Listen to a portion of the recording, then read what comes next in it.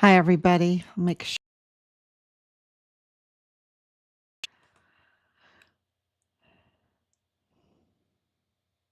Okay, so a lot of news coming on very late again on day 1882. 1882 days since Richard was forcibly removed from his barracks room. Oh, we're not just saying that. That's because we have evidence. Okay, we have evidence. With almost 9,000 followers just on Facebook. We have a lot of information coming in. We've had from the very beginning. And so that is really important for everyone to know. And that his life was taken. His life was taken, and his remains were stolen, dismembered, and trafficked. That's really important because he was a whistleblower, and he was reporting on the child exploitation, the worst type of crimes against children, the ones that William Molinar are engaged in, and of course Lilani Hart and her family engaged in, and many others in this group. Not because we said so, because the courts have said so, because uh, Lilani confessed to it. She confessed. It wasn't us. We didn't write her affidavit confession for her. She wrote it herself. So I think that that is very important for everyone to know. And we see that, the deception is out there. Uh, Comey, FBI Director Comey, has been indicted. I probably should have put that in the title of this. That is a really big deal. It's absolutely a big deal because it's absolutely connected to our son's case. And so we're very happy about it. He rightfully should go to prison for the rest of his life if we're that kind to him. If uh, if we're that kind to him, which Americans are very kind to these really deceptive, absolutely deceptive, like satanic criminals. And he really, and the thing is he needs to go through the whole court process. But we saw it for ourselves, day in and day out, what a rotten, deceptive liar um, uh, that he is. Absolutely. And in our son's case, we absolutely saw it. So there's no doubt in my mind that this is a good indictment, and I'm very, very happy for it.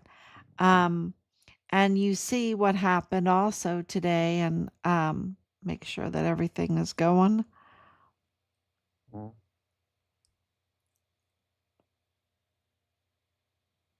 See,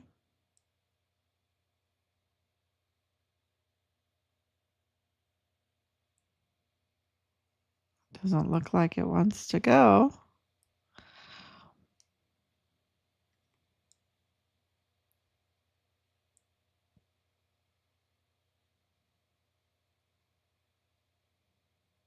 Am I on?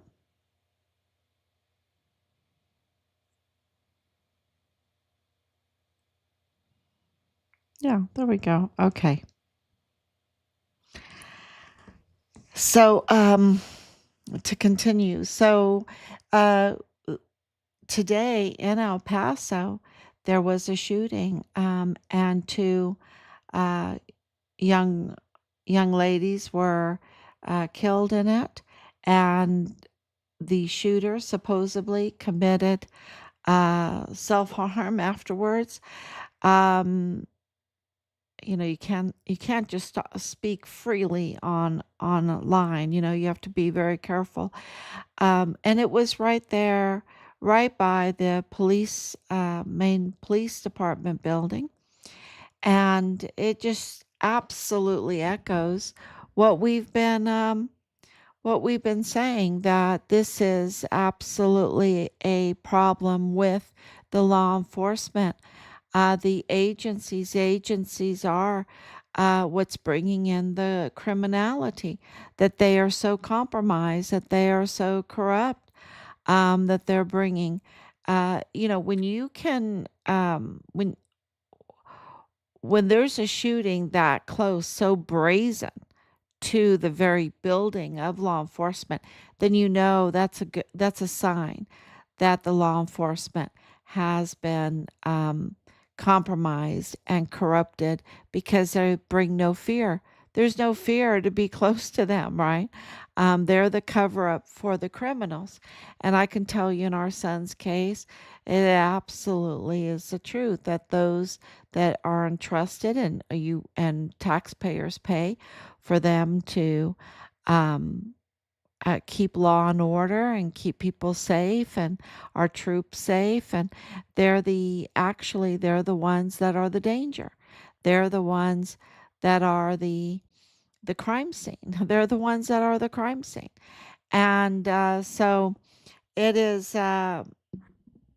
very fitting that the director of the FBI be indicted, because they're the criminals. And he is absolutely a criminal. And now Pete Hegseth, the um, director uh, of the Department of War, right? Secretary of the Department of War, he is bringing these generals and these flag officers were so top heavy. It's like one out of four service members and one general. Can you believe that? To one, no, one officer. Sorry, one officer for every four service members. That's very top heavy.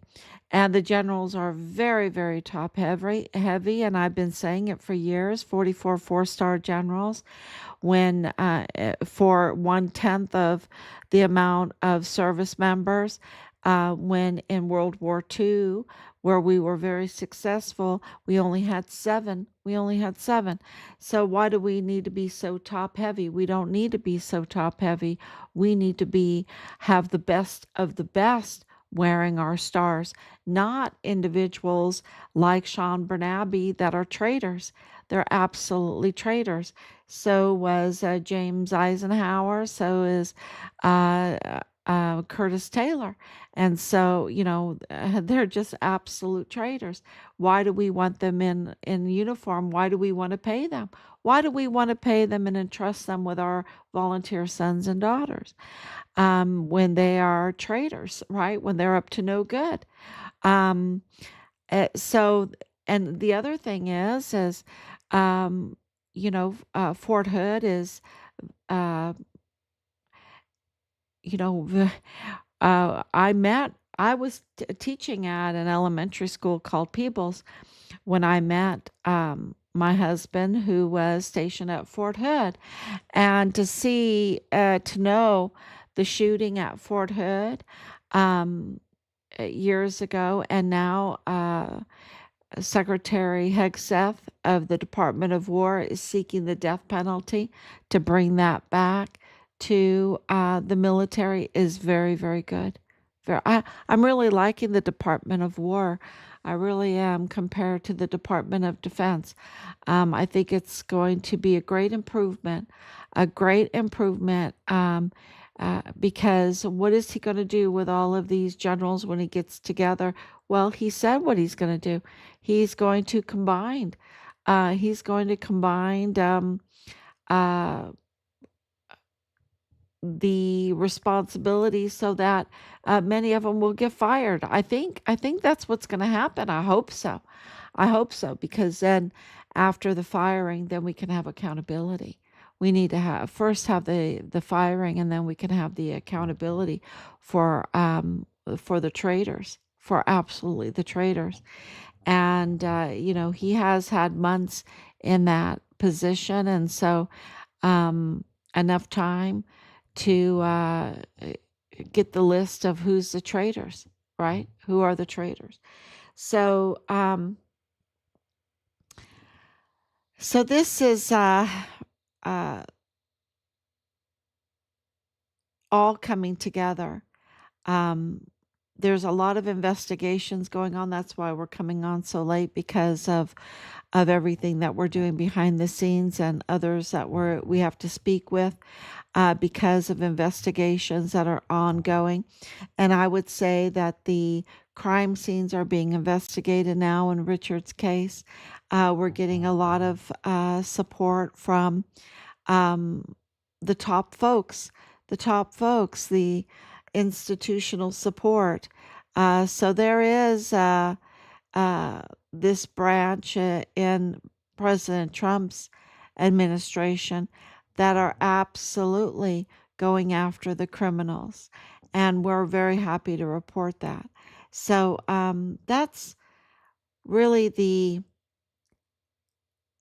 all that I'm at liberty to say right now. Know that these two young women, Whitman and Molina, um, and uh, it's not what it seems to be. Also, in the Charlie Kirk, we did get that amazing scientific ping of the weapon used um, in the assassination, and the cross-referencing of those pings to get you the location, um, suspected location, most likely possible location, most likely location of the shooter. And it's not on that rooftop where Tyler was, okay? And I think that that is very interesting. And so that's all being looked at. There has been an update on the video that I posted yesterday. Um, and so I'll try to post that up. It's things are happening very, very quick. Be sure to share and keep up with all of this news, because it's happening very, very quick. And a lot of this major crime, like in Charlie Kirk's case, like what's going on, because El Paso wanted to be the president. They had put their hat in the ring to be president with Beto O'Rourke. They are the central, the center, the epicenter of criminal trafficking. They make a lot of money criminal trafficking. They want that border open. They will do whatever they can to continue the criminal trafficking and the open border policies. That's why they cannot stand President Trump, because President Trump is hurting their pocketbook. It's all about the pocketbook and their power, right? So this is very, very clear that El Paso is a big player in all of this when it comes to even Comey and Kelly and Garrett and McConville and Mealy. These are those generals and other players that were their target was President Trump. This was really the epicenter was El Paso on targeting President Trump. And this is why our son's case is so important, because Richard was President Trump's whistleblower. He could identify what was who did the and what was going on with the Walmart mass shooting that was absolutely weaponized against President Trump, and many other things going on at the border with the criminal trafficking that he could identify. That's why he was such a threat. And so uh, yeah, the real target was President Trump, and Richard was a threat because he was absolutely the anti-trafficker. The he absolutely rejected the trafficking. He absolutely rejected the illegal, unlawful attacks on President Trump. the illegal and unlawful false narratives to sway an election. And so he was really a risk to them. So um, yeah, I think it's, I think that's enough. I think that's enough because we have enough. We have enough, and things are really happening behind the scenes. And I just want to say thank you to everybody. Thank you so much, and please share. We are a government of the people, by the people, for the people, and we absolutely need to stick together because we can't have like this these two young girls getting shot, right? Getting killed. And this is the thing, we can't even have a beauty pageant without cartels being involved.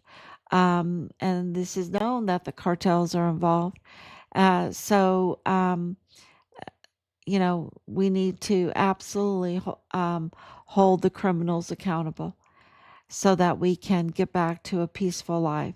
So, thank you so much. God bless you. And I will.